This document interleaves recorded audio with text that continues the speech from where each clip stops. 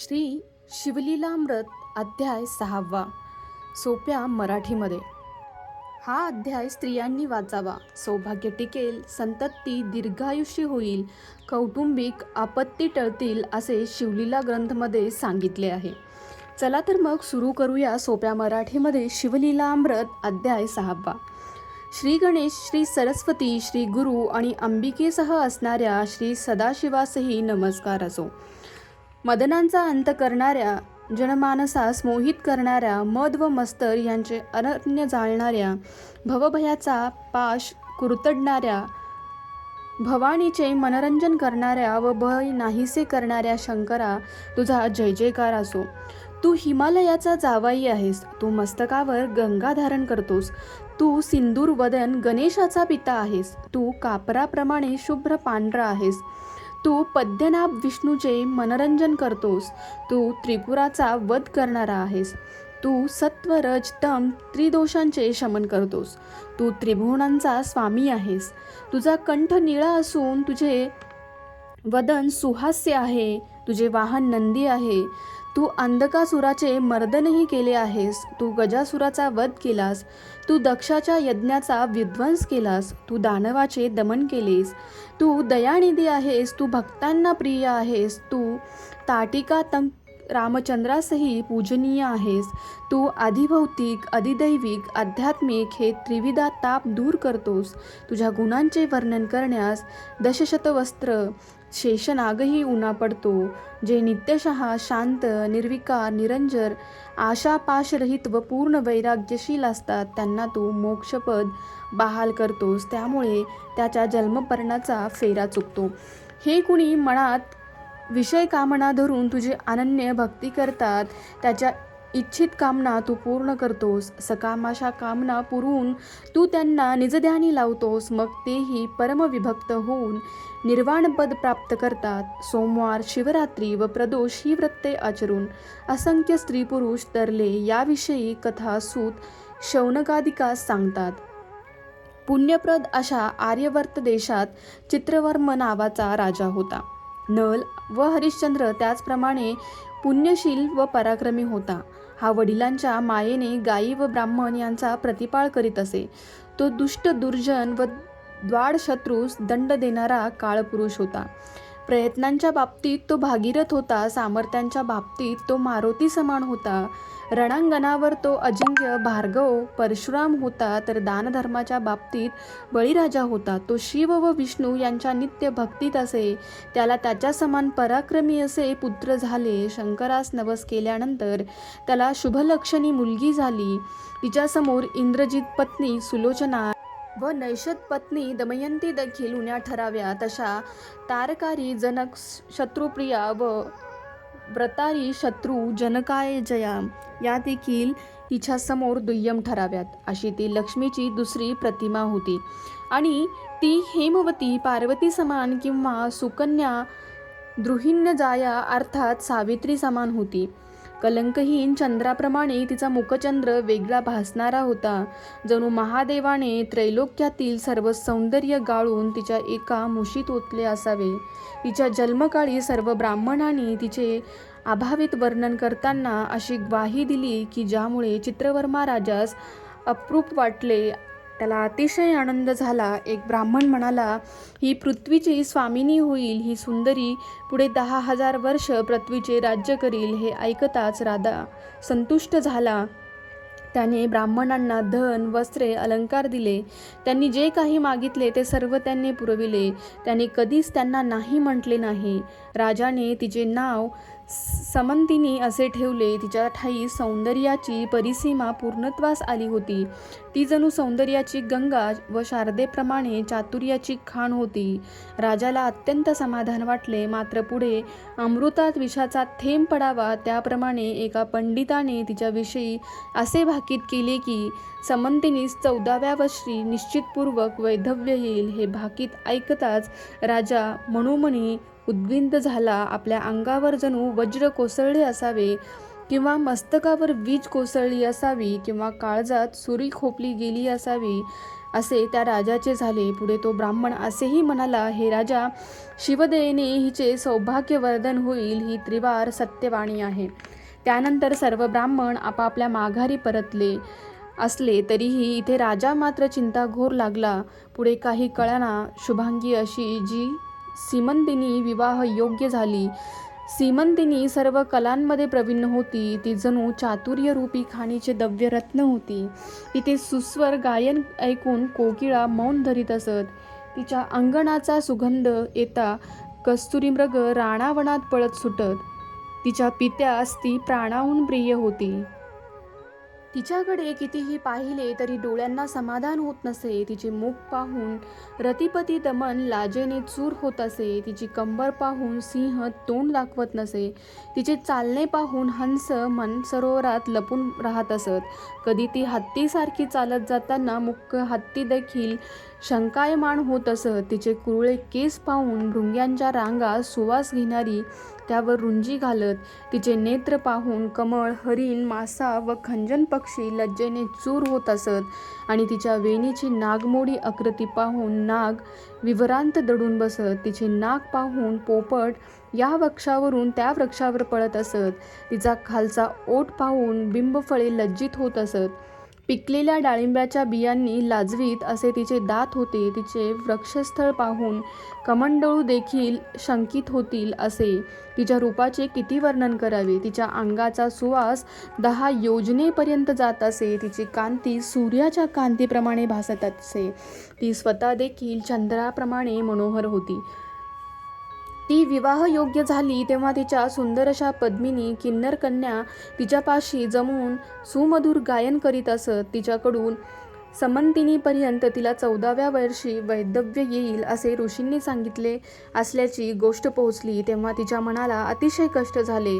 तिने लगेच याज्ञवल्कीची पत्नी मैत्रिये हिचे पाय धरून सद्गत होत विचारले, हे माई, सौभाग्याची वृद्धी होईल असे कोणते व्रत आहे ते मला सांग. मी कोणत्या देवताची पूजा करू, मी कोणत्या गुरुस शरण जाऊ. तसेच समंतिनीने मैत्रीस समग्र हकीकत सांगितली. त्यावर मैत्रिणीने म्हणाली, तू सोमवारचे व्रत कर. मैत्रिणीने समंतिनीस शिवाची पंचाक्षरी मंत्र, त्या अनुषंगाने आवश्यक अशा सर्व तांत्रिक क्रिया सांगितल्या. मैत्रिये म्हणाली, रात्र होताच शंकराची प्रेमपूर्वक षोडशोपचार पूजा करावी. तुला जरी कधी दुःख प्राप्त झाले तरी हे व्रत सोडू नको. या व्रतनिमित्त ब्राह्मण दाम्पत्याची आदरपूर्वक पूजा करून त्यांना भोजन दे. तुझ्यावर दुःखाचे पर्वत कोसळले तरी हे व्रत टाकू नकोस.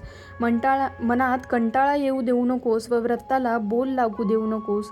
पुढे नैषद राजा नल याचा पुत्र इंद्रसेन व त्याचा जाणता पुत्र चित्रागंध, जो केवळ दुसरा मदन होता, तो 64 कलांमध्ये निपुण असून त्याचे आजोबा नल त्याच्याप्रमाणेच सर्व लक्षणांनी युक्त व सुविख्यात होता. समग्र पृथ्वी शोधून पाहिली तरी त्यांच्याहून देखणा अन्य कोणी आढळला नसता. त्याची रास व नक्षत्र पाहून तो समंतिनीस वर म्हणून नेमस्त केला गेला. येथे समंतिनी सोमवारचे व्रत करीत होती. तिला सांगितले गेले त्यापेक्षाही चांगल्या प्रकारे ती व्रत करीत होती. व्रता दिवशी ती 1100 दाम्पत्यांना वस्त्रे व अलंकार देऊन त्यांची पूजा करीत असे. त्याखेरीज ब्राह्मण भोजन व आलेल्या अतिथींना अन्नदान करीत असे. सोमवारी यथासांग शिवपूजन करून रात्री जागरण करीत असे. सुरेखसा शिवमंडप स्थापन करून त्यात पंचसूत्री शिवलिंगाची पूजा करीत असे. त्यावेळी कोणत्याही प्रकारची कमतरता राहू नये यासाठी ती दक्ष घेत असे. शिवास अभिषेक केल्यावर पापसंहार हेतो शिवपूजन केल्यास अपार साम्राज्य लाभते. गंध, अक्षदा, पुष्पमाला, पूजा साहित्य अर्पण केल्यास सौभाग्य वृद्धी होते. शिवापुढे भरभरून धूप जाळल्यास सर्वांग सुवासिक होते. दीप प्रज्वलित केल्यास वंशवृद्धी होते. त्याशिवाय दिव्याचा अन्य एक गुण म्हणजे तो अंगकांते खुलून आयुष्यवृद्धी करतो. नैवेद्य अर्पण केल्यास पूर्ण भाग्य लाभते व लक्ष्मीची वृद्धी होते. शिवास तांबूल विडा दिल्यास 4 पुरुषार्थाची सिद्धी होते. नमस्कारामुळे आरोग्य लाभते. प्रदक्षिणा केल्यास बुद्धिभ्रष्ट नष्ट होतो. शिवनामाचा जप केल्यास महासिद्धीचा लाभ होतो. होम हवन केल्यास धनशोकाची वृद्धी होती. कीर्तन केल्यास तो कृपाळू शिव त्यांच्या अंबिकेसह पुढे उभा टाकतो. शिवध्यानामुळे महाज्ञान प्राप्त होते. श्रवण योगामुळे आधिव्याधी नष्ट होते. नृत्यसेवा केल्यास तो शंकर जन्ममरणाच्या शृंखलेपासून दूर ठेवतो. शिवाकरिता तंतुयुक्त व तंतुरहित समस्त वाद्ये सुस्वरतेत जास्त प्रमाणात वाजविल्यास कंठ सुस्वर होऊन अपार कीर्तीचा लाभ होतो.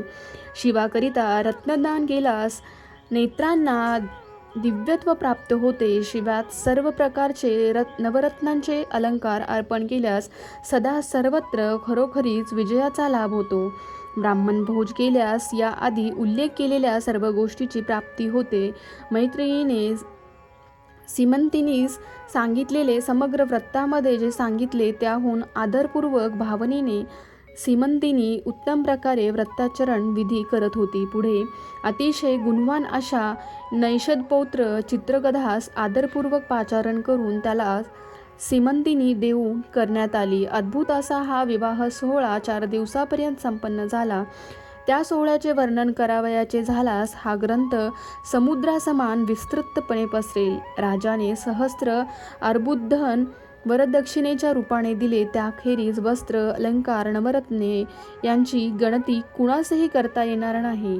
अश्वशाळा, गजशाळा, रत्नखचित विशाळ अशी वाहने, चित्रशाळा, नृत्यशाळा अशा वस्तू त्याने जावयास आंधण म्हणून दिल्या.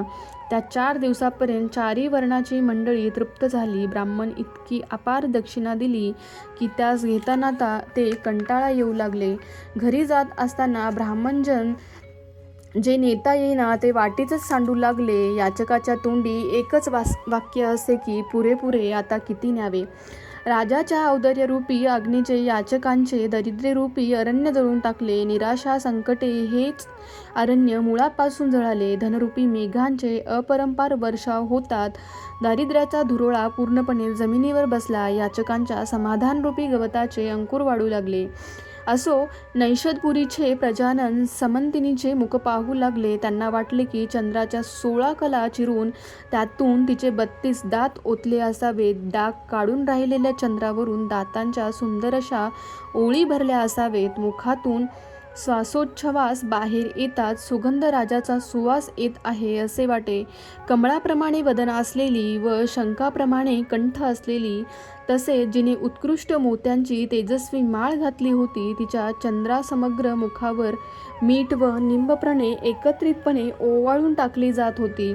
असो पुढे इंद्रसेन नैषध देशात गेला तेव्हा सर्व वराडी मंडळी दररोज समंतिनीच्या सौंदर्याची वाखाणणी करू लागले. चित्रवर्मा राजाने विजयादशमी व दीपावलीचे निमित्त साधून जावयास कित्येक दिवस सन्मानपूर्वक ठेवून घेतले. विष्णू आणि लक्ष्मी याप्रमाणे समंतिनी व चित्रांगण यांचा जोडा शोभून दिसत होता. वधूवरांचा विविध प्रकारे समयोचित पाहुणचारही करण्यात आला. एका दिवशी चित्रागद त्याची धुरंधर सेना व सेवगण घेऊन शिकारीसाठी गेला. वनामध्ये शिकार खेळून तो बराच दमला. शरीर तापल्यामुळे त्याच्या अंगातून घाम आला. हे लक्षात घेऊन त्याने त्याच्या रत्नखचित सुंदर नौका यमुनेच्या डोहात घातली. मुख्य सेवासह गुणवंत चित्रागंध त्यात बसला. बाकीचे चहोबाजूनी पाहत व कौतुकाने बोलत होते. यमुनेचे पाणी काळेभोर व भीषण दिसत होते. शिवाय पाण्याच्या खोलीचा तंतोतंत अंदाज कोणीही घेतला नव्हता. त्यावेळी अचानक सोसाट्याचा वारा सुटला. नौका डगमळू लागली. नोकर-चाकर मोठमोठ्याने ओरडू लागले. नौका बुडाली असे म्हणू लागले. सर्वजण भयभीत झाले आणि अचानक ती नौका बुडाली. एकच आकांत झाला. शंखध्वनी आरोळ्यास सीमाच उरली नाही. तीरावर भरगच्च सेना होती. तिच्या दुःखास पार राहिला नाही. चित्रगंधाचे पाठीराखे वीर एकसारखा आकांत करू लागले. सेवक हाका मारत धावत गेले. त्यांनी चित्रवर्मास बातमी सांगितली. राजाने छाती बडवत अनवाणी धावत यमुना तीरी धावत घेतली. माते समवत समंतिनी पालखीत बसून त्याच क्षणी धावत आली. सर्वजण जमिनीवर कोसळले. ते एकाच वेळी दुःख सागरात पडले. तेथे कोण कोणास सावरणार. समंतिनी जमिनीवर कोसळली तेव्हा वडिलांनी तिला सावरले. माता तातडीने धावत आली आणि तिने कन्येच्या गळ्याला मिठी मारली. तिचा शोक पाहून जमिनीवर एकच आकांत झाला. समंतिनीचा शोक ऐकून नदी डळमळू लागली. समुद्राचे पाणी एकाएकी तापले. समंतिनीकडे पाहून सर्व पशु पक्षी, वन्यप्राणी, वृक्षे, झुडपे, वेली, पर्वत यांनाही अत्यंत शोक झाला. शोकामुळे मूर्छा येऊन समंतिनी जमिनीवर निश्चेष्टित पडली. ही वार्ता ऐकून इंद्रसेन पत्नीसह धावत आला. सर्वजण एकत्र आले. दुःखसागराला तर सीमाच नव्हती. सुनेने सासऱ्याकडे पाहिले तो त्यांना शोकग्रीने लपेटले होते. चित्रगंधाची माता लावण्यवती जमिनीवर कोसळली तेव्हा सगळ्या स्त्रियांनी तिला सावरले. त्यावेळी शोकास मिती नव्हती. लावण्यवतीने हातात माती घेऊन तोंडात घातली व म्हणाली, माझे महाखडतर असे पूर्वकर्म असल्यामुळे हा शोक घडला. माझा एकुलता एक बाळ चित्रगंध फारच प्रेमळ होता. आमच्या कर्माचे फळ म्हणून यमुना नदी आम्हाला काळ ठरली. माझी अंदाची काठी कोणी नेऊन यमुना डोहात बुडवली. माझी अनाथाची सोबत कोण्या दृष्टीने सोडली. माझा राजहंस दाखवा ग, माझा पाडस कोणी नेले ग, माझ्या देखण्या चित्रगंध कोणी चोरून नेला ग. ती म्हणू लागली, मी पूर्वी असे काय केले? प्रदोषव्रत मध्येच सोडले की शिवरात्रीस अन्न घेतले की सोमवारचे व्रत मधूनच सोडले की विष्णू व शंकर यांच्यात भेदभाव केला की हरिहर यांच्या कीर्तन महात्म्यांचा कथारंग मध्ये सोडला की पंक्तीत भेदभाव केला की संत महांतांना दोष लावला की परद्रव्याचा अभिलाष केला असे वाटावे किंवा दान देते असे म्हणून ब्राह्मणास बरेच दिवस तात्काळत ठेवले की दान देताना मी पूर्व विघ्न केले. मी कोणाच्या मुखातून घास काढला की मला पूर्वी गुरुद्रोह घडला की पात्रावर बसलेल्या ब्राह्मणास उठवून मी बाहेर हाकलले की हरिणी व तिचे पाडसे यांच्यात फूट पाडली की संन्यासाची निंदा केली. म्हणून या दोषासाठी हा अमूल्य ठेवा माझ्याकडे निघून गेला असे वाटते. असो, प्रधान मंडळींनी स्वतः सावरले. त्यांनी आपल्या नगरास गेले. त्यानंतर पापबुद्धीच्या नातलगांनी सर्व राज्यात ताब्या घेतले. तेव्हा इंद्रसन व लावण्यवती दुसऱ्या देशात पळून गेले. तेथूनही त्यांना शत्रूंनी धरून आणले. त्यांना कठोर कारावासात ठेवले. इथे सीमंतिनीने सोमवार व्रत मुळीच सोडले नाही. ती अत्यंत आदरपूर्वक 1100 दाम्पत्य पूजू लागली. सर्व प्रकारचे भोग वज्र करून दिवसरात्र शिवस्मरण करत तिने 3 वर्ष पूर्ण झाल्यानंतर तिच्या बाबतीत काय घडले ते जाणून घेऊया. इथे चित्रगंध यमुनेत बुडाला तेव्हा त्यास नागकन्यांनी पाताळात नेले. नागभुवनाची लीला पाहून तो तटस्थ झाला. त्याने पद्मिनी, हस्तिनी, चित्रिणी, शंखिनी, चतुर्भामिनी अशा अनेक नागिनी तिथे पाहिल्या. त्याच्या अंगाला सुगंध येत होता. त्याच्या पायांच्या नखावर भृंगे गुजवास करीत होते. त्यांच्या मुखांवर तपस्वी चकोरांचा वेध लागला होता. सर्वत्र रत्नांगनाचे खडे पसरले होते. राजपुत्रास पाताळ भुवन स्वर्गसुखाहून जास्त आवडले. असो, तेथे प्रसिद्ध नागराज तक्षकासमोर चित्रगधास नेण्यास आले. तो तक्षकास साष्टांग नमस्कार करीत सदग्ध होत त्याची स्तुती केली. तेथे राजपुत्र पूर्ण भयरहित होता. तक्षकाने त्याची विचारपूस केली असता जे काही घडले चित्रगंधाने सांगितले. तेव्हा नागराज म्हणाला, तुम्ही कोण्या दैवतास भजता? त्यावर चित्रगंधाने शिवमहिमा वर्णन केला. त्याने केवळ इच्छेने प्रकृती व पुरुष निर्माण केले. त्याने केवळ लीलेने अनंत ब्रह्मांडाचे लय केला आणि पुन्हा स्वेच्छेने अनंत ब्रह्मांडाची निर्मिती करून पंचभूते तत्वासह प्रकृती पुरुषात लीन केली. प्रकृती व पुरुष हे दोन्हीही अत्यंत प्रेमस्वरूप ज्या आदिपुरुषामध्ये सामावली जातात त्या सदाशिवास आम्ही भजतो. ज्याच्या मायेपासून त्रिगुणात्मक त्रिमूर्ती निर्मिले, ज्याच्या सत्वशापासून विष्णूची निर्मिती केली, ज्याच्या रजांशापासून ब्रह्मदेव आणि तमांशापासून तमोगुणी रुद्र निर्माण झाला आणि त्या पुराण पुरुषास शिवास आम्ही सर्वदा भजतो. पाताळ, अंतरिक्ष, दाही दिशा, त्रिभुवन, पंचतत्व, नदे, समुद्र, भस्ममाती आणि 8 धातू यांना वापरून जो उरला आहे त्या शिवाची आम्ही भक्ती करतो. 18 जातीचे वनस्पती, सर्व बियाणे ज्याच्यामुळे सहज आकारास आली व त्यांनी व्यापून जो उरला आहे त्या कैलासपतीचे आम्ही उपासक आहोत. ज्याचे डोळे सूर्य आहे, ज्याचे मन चंद्र आहे, ज्याचे अंतःकरण विष्णू आहे, ज्याची बुद्धी ब्रह्मदेव आहे, ज्याचा अहंकार रुद्र आहे, ज्याचे दोन्ही हात इंद्र आहे, ज्याच्या दाढा घोर कृतांक यमराज आहेत, असा तो संपूर्ण विराट पुरुष आहे. अशा अपार गुण आहेत त्याचे वर्णन मी पामर काय बरे करू. असे कश्यपात्मज तक्षका, त्याच्या दासाचे दास असे आम्ही सेवक आहोत. चित्रगंधाचे हे तेजस्वी भाषण कौतुकाने ऐकल्यावर दंशशूकराज तक्षक संतुष्ट झाला. त्या कद्रुतनुज तक्षकाने त्याच क्षेमलिंगन दिले आणि त्याला नाना प्रकारचे कौतुक दाखविले आणि म्हणाला, देवांनाही ज्या वस्तू दुर्लभ आहेत त्या सर्व येथे आहेत. तू मला फार आवडलास, तू माझ्याजवळ स्वस्थपणे राहा. चित्रगंध म्हणाला, हे महाराज, तू शिवाच्या कानातील तेजस्वी अलंकार आहेस. आईवडिलांना माझा ध्यास लागला आहे. मी त्यांचा एकुलता एक पुत्र आहे. 14 वर्षाची समंतिनी गुणांचा ठेवा असून सौंदर्याची खाण आहे. मज विराहपोटी ती सुंदरी प्राण देईल. असे बोलताना त्याच्या डोळ्यात अश्रू आले.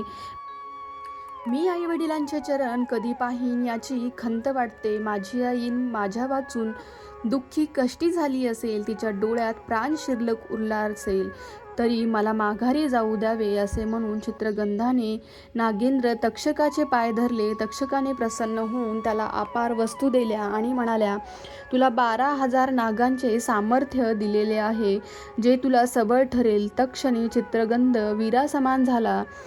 तू जेव्हा स्मरण करशील तेव्हा मी तुझ्या संकटात धावून येईल. नंतर त्याने मनाच्या वेगाने धावणारा एक घोडा चिंतामणी रत्न चित्रगंधास दिले. पृथ्वीवरील सर्व दुर्लभ, दिव्य, अमोल व तेजस्वी असे रत्न आणून त्याच्या पर्वताच्या आकाराचे गाठोडे बांधून त्यास राक्षसाच्या मस्तकावर ठेवले. त्यासोबत चित्रगंधास दिव्य वस्त्रे व अलंकार तसेच सोबत असे एक श्रेष्ठ नाग दिला. तेव्हा लागलीच मनोवेगाने यमुनेस पार करून तो बाहेर निघाला. एव्हाना 3 वर्ष झाली. राजपुत्र सर्वत्र पाहू लागला. त्याच वेळी समंतिनी स्नानासाठी लगबगीने यमुना तीरावर आली. दोघांनी एकमेकांकडे आश्चर्याने पाहिले, मात्र त्यांनी ओळख दिली नाही. चित्रगंध दिव्य रत्नांनी सुशोभित झाला होता. नागमस्तकावरील विशेष तेजस्वी मोती, हातापर्यंत लोंबणारे तेजस्वी अलंकार आणि हत्तीच्या गंडस्थळावरील मोत्याच्या सुंदर माळा त्याला शोभून दिसत होत्या. कंबरपट्ट्यावर पाचू जडविल्याने जमीन हिरवीशार दिसत होती. हरिण व अन्य पशु गवताच्या आशेने एकदम धावत सुटले. तेजस्वी मोती पाहून हंस धावत येत होते. रत्नांचे लाल भडक गोंडे पाहून ते खाण्यासाठी पोपट धावून येत होते. अंगास दिव्य चंदन सुगंध येत होता. त्याचा वेध घेत भुंगे दाखल झाले. या सुगंधामुळे दाही दिशा व्यापल्याने घ्राणदेवता तृप्त होत होत्या. समंतिनीने आश्चर्यचकित झाली, संभ्रमात पडली, विचार करू लागली. चित्रगंधही तटस्थ होऊन तिला न्याहाळत पाहू लागला.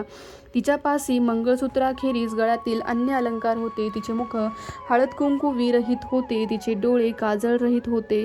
हे राजपुत्र पाहत होता. तिच्या रूपाकडे नीटपणे पाहताना तो तटस्थ झाला. रंभा व उर्वशी तिच्या दासी ठराव्यात. तिच्या स्तनास कसलीही उपमा देणे शक्य नाही. तिचे डोळे तृप्त सुवर्णासमान व चिंताक्रांत झाल्याने काया अशी की चंद्रकला ग्रहणात उजळून जावी. तिच्याजवळ येत चित्रगंधाने साक्षेपूर्वक वृत्तांत विचारला. तू कोणाची कोण आहेस, हे सर्व मुळापासून सांग. तेव्हा सीमंतिनीने अश्रुभरल्या डोळ्यांनी तिच्या आयुष्यातील समग्र घटना सांगितल्या. तिच्या अश्रुधारा अशा वाहू लागल्या की जणू तिने पयोधर लिंगास गळती लावलेली असावी. ती बोलत असताना तिचे दात नक्षत्राप्रमाणे लखलखत होते. समंतिनीच्या चतुर मैत्रिणी राजपुत्रास सांगितले की 3 वर्ष झाले हिचा पती यमुनेच्या पाण्यात बुडाला. हिच्या सासुरांना शत्रूची कैदखान्यात डांबले. या शुभांगी लावण्यवतीची काय अवस्था झाली पहा. तिचा कंठ सद्गतीत होऊन दाटून आला. चित्रगंध खाली पाहू लागला.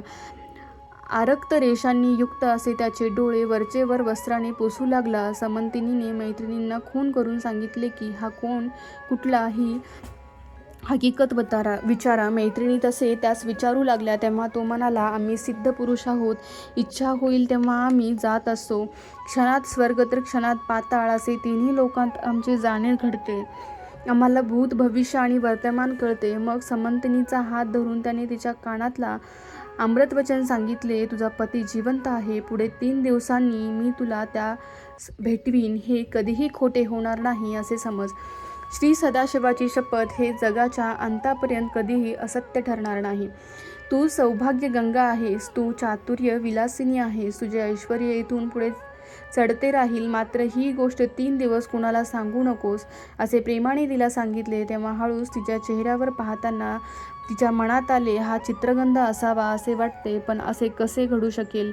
मृत्यू पावलेला तो परत कसा येईल? मग तिने शिवाचे स्मरण करत राहिली, हे करुणाकर पुराण पुरुषा, तुझे अगम्य लीला समजून येत नाही. जर हा परपुरुष असता तर त्याने माझे कान का धरला असता? त्याला पाहताच माझ्या मनात स्नेह का निर्माण झाला असता? याने अमृत सेवन केले काय, की काळाने त्यास गिळून पुन्हा बाहेर काढला? हे मदनांतका, कार्तिकेय पिता, तुझे कर्तृत्व मला कळत नाही. हे जगत निवासा, हे खरे घडले तर 11 लक्ष दाम्पत्याची पूजा करीन, सोबत तितक्याच वाती आणि बिल्वदलवानी तुझी पूजा करेन. तेव्हा राजपुत्र म्हणाला, हे सुकुमारे, तू आता घरी जा. तुझ्या सासुऱ्यांना हे सांगावयास जातो की त्याचा पुत्र येत आहे. त्यावर हास्यवदन करून समंतिनी आपल्या घरी गेली. तिच्या मैत्रिणी शपथपूर्वक तिला म्हणाल्या, हा निश्चित तुझा पतीच आहे.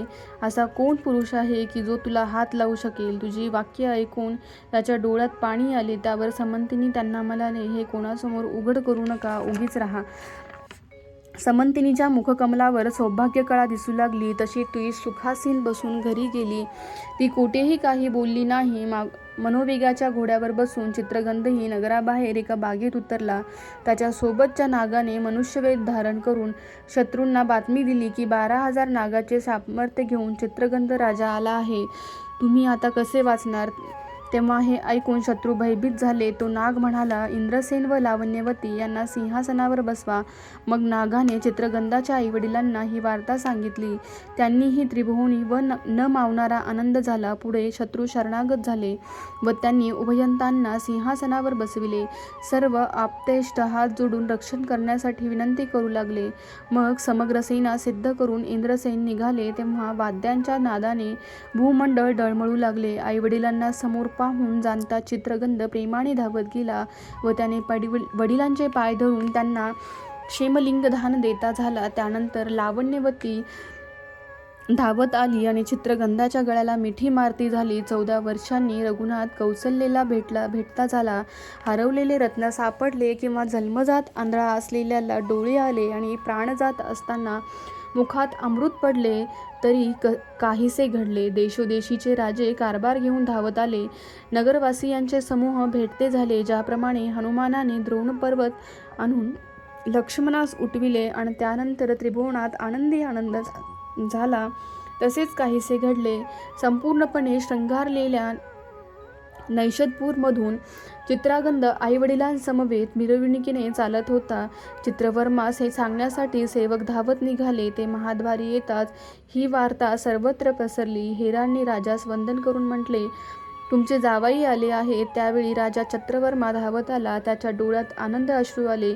कंठ सद्गदित झाला. अंगावर रोमांच उठले. ज्याने ही बातमी आणली त्या राजाने आलिंगन दिले आणि मुबलक धन व वस्त्रेही देऊ केली. त्याने रथ भरून अमाप साखर नगरात वाटली.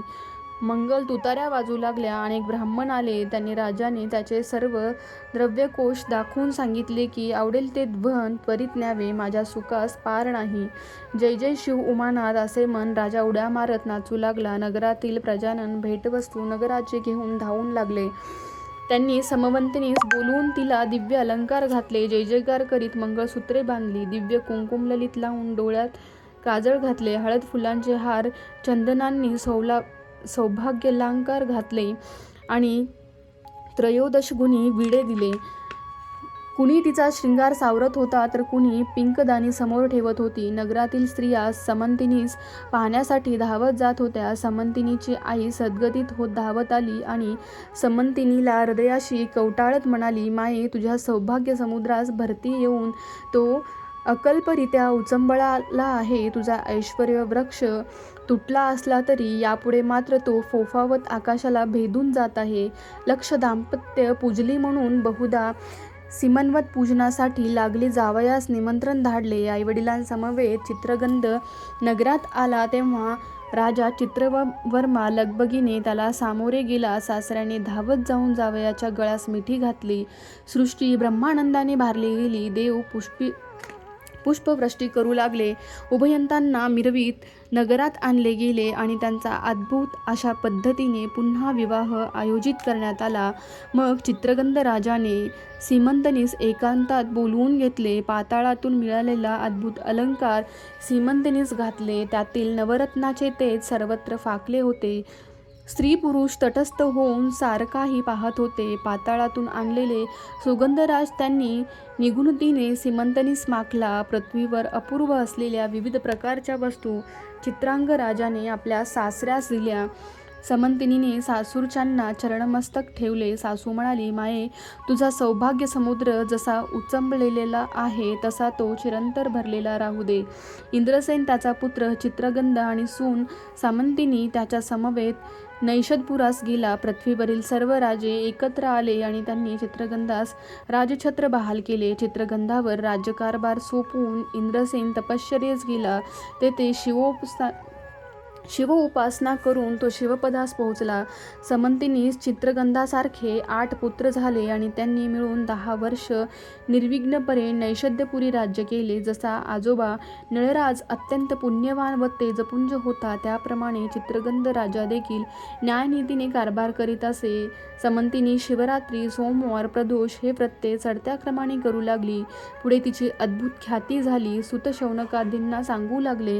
हे सुरस, असे समंतिनी आख्यान श्रवण केल्याने स्त्रियांचे सौभाग्य वृद्धिंगत होते. तसेच बऱ्याच दिवसापासून अंतरलेला पती पुन्हा भेटतो. ज्या विधवा यास श्रवण करतील त्यांना पुढील जन्मी दिव्यपतीची प्राप्ती होईल. मात्र त्यांनी शिवचरणाविषयी प्रेम धरावे. सोमवारचे व्रत कधीही सोडू नये. असे हे व्याख्यान श्रवण केल्यानंतर अंतरलेला पुत्र देखील पुन्हा भेटेल. आयुष्य, आरोग्य, ऐश्वर याची पूर्तता होईल. ज्ञान प्राप्ती होईल. गंडांतर, अल्पमृत्यू टळेल. गमावलेले धन प्राप्त होईल. शत्रूचा पराजय होईल. यास श्रवण पठण केल्यावर सर्व कार्यात सिद्धी प्राप्त होईल. समंतिनी आख्यान हे प्रयाग तीर्थ आहे. भक्तरूपी माघ महिन्यात या तीर्थामध्ये स्नान केल्यास, अर्थात या अध्यायाचे नित्य पठण केल्यास अधिभौतिक, अधिदैविक व आध्यात्मिक असे त्रिवाद ताप दूर जातील आणि अखेरीस शिवपदाची प्राप्ती होईल. समंतिनी आख्यान हे सुधारस असून सज्जन असे देव याचे प्राशन करतात. तामास असुर, निंदक असुर हे अहंकारी रूपी मद्य प्राशन करतात. पार्वतीच्या हृदय कमलावरती भुंगा असणारा हा शिव श्रीधराचा स्वामी असून तो पूर्ण ब्रह्मस्वरूप आहे. तो अभंग, अक्षय, भेदरहित असून कधी चलणारा न ढळणारा आहे. स्कंद पुराणातील ब्रह्मोत्तर खंडात शिवलीलामृत हा प्रचंड ग्रंथ सामावलेला असून त्यातील मधुर भासणारा हा 6वा अध्याय सज्जन भक्तजन अखंडपणे श्रवण करोत. श्री सांब सदा शिव प्रणमस्तु. शुभ भवतु इति षष्ठोऽध्याय समाप्त. पार्वतीपते शिव हर हर महादेव. शंभो शंकरा. हर हर महादेवा.